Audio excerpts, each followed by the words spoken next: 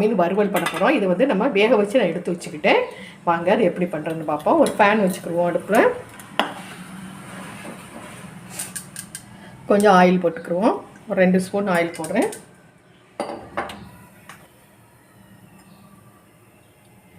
இதில் வந்து கொஞ்சம் சோம்பு போட்டுக்கோங்க. ஒரு ஸ்பூன் சோம்பு போட்டுக்கோங்க.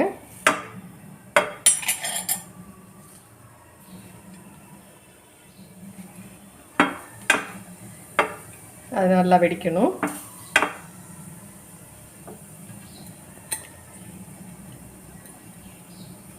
இதில் கருவேப்பிலை போட்டுக்குவோம்.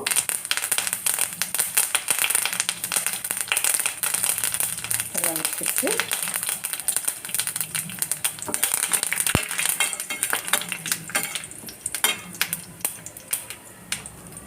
இதில் வெங்காயம் போட்டுக்கிடுவோம்.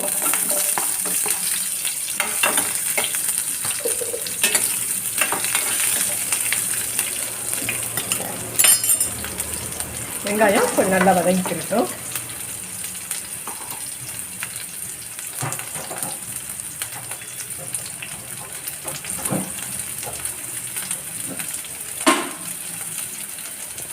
நம்ம வந்து இதுக்கு வந்து ஒன்று அரைச்சிக்கிடுவோம். ஒரு மசாலா அரைச்சிக்கிடுவோம். அதுக்கு வந்து கொஞ்சம் ஜீரகம், ஒரு ஸ்பூன் மிளகு, வெள்ளைப்பூண்டு, ஒரு 5-6 வெள்ளைப்பூண்டு. இதை வந்து நம்ம அரைச்சிக்கிடுவோம். அதுபடி வெங்காயம் வதங்கட்டும். வந்து ஒரு சின்ன தக்காளி இது போட்டு நம்ம அரைச்சிடுவோம். மிளகு, ஜீரகம், வெள்ளைப்பூண்டு, தக்காளி இதை மட்டும் போட்டு அரைச்சி கொடுத்துறேன். வெங்காயம் அந்த கண்ணாடி பதத்துக்கு வந்துருச்சு. இந்த வந்து நம்ம தக்காளி, மிளகு, ஜீரகம், வெள்ளைப்பூண்டை போட்டிருந்தோம்னா அந்த இதை இதில் போட்டுருவோம்.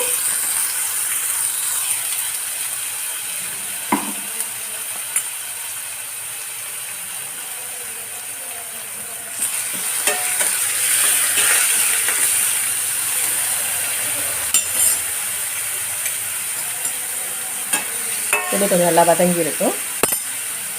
இதில் இதுக்கு தேவையான அளவுக்கு நான் ஒரு 1/4 ஸ்பூன் இது மஞ்சள் தூள் போடுறேன். இதுக்கு காரத்துக்கு தகுந்த மாதிரிக்கு நான் 1 ஸ்பூன் மிளகாய் தூள் போட்டுக்கிறேன். இதை கொஞ்சம் எண்ணெயிலே லேசாக பிரட்டி விட்டுக்குருவோம். இது ரொம்ப ஈஸி. இதில் வந்து நம்ம வந்து கணவாய் வந்து வேக வைக்கும் போதே நான் அதில் உப்பு போட்டிருக்கேன். அதில் இந்த கிரேவிக்கு மட்டும் கொஞ்சமாக உப்பு போட்டுக்குருவோம்.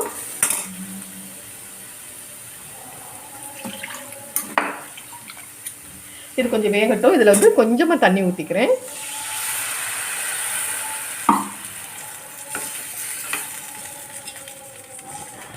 இதுக்கு தேவையான அளவுக்கு உப்பு எல்லாமே நம்ம போட்டுட்டோம். இவ்வளோதான். இந்த வறுவல் வந்து ரொம்ப ஈஸி.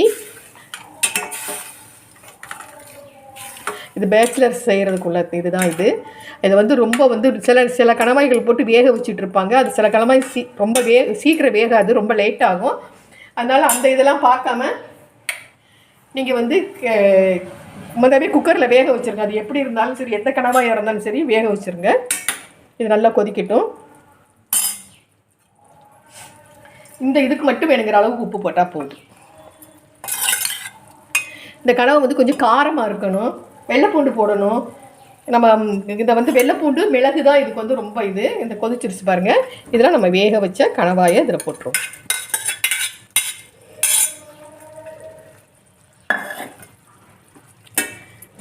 பார்த்தீங்களா? அவ்வளோதான். இதுலையே அது வந்து நல்லா பிரட்டி வச்சுருவோம். பிரட்டி வச்சுட்டு நல்லா வற்றணும். அந்த வறுவல் வந்து ரொம்ப டேஸ்ட்டாக இருக்கும். கொஞ்சம் காரமாக வைக்கணும். சரிங்களா? பார்க்குறதுக்கு ரொம்ப அழகாக இருக்குதுன்னு. அது சின்ன கனவாயாக இருந்தால் ரவுண்டாக இருக்கும். இது பெரிய கனவா, அதனால் நான் சதுரமாக பீஸாக கட் பண்ணியிருக்கேன். இதை வந்து நம்ம மூடி வச்சுருவோம். கொஞ்சம் நேரம் நல்லா இதாக வற்றட்டும். பாருங்கள், நல்லா தண்ணி நல்லா வற்றிடுச்சு. இன்னும் கொஞ்சம் நேரம் இருந்தால் போதும். இந்த கனவா வறுவல் இன்னும் கொஞ்சம் தண்ணி வற்றட்டும். பாருங்கள், கறி பீஸ் மாதிரிக்கு இது பெரிய கனவா.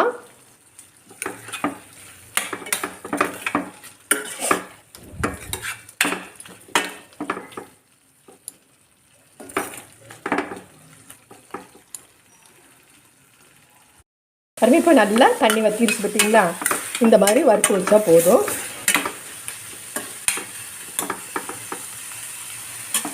இதே மாதிரி நீங்களும் பண்ணுங்கள். கனவா இப்போது நம்ம நல்லா டேஸ்ட்டாக பண்ணியாச்சு. இதே மாதிரி நீங்களும் செஞ்சு பாருங்கள், ரொம்ப நல்லாயிருக்கும். சப்ஸ்கிரைப் பண்ணுங்கள், கமெண்ட் கொடுங்க. தேங்க்யூ, பாய்.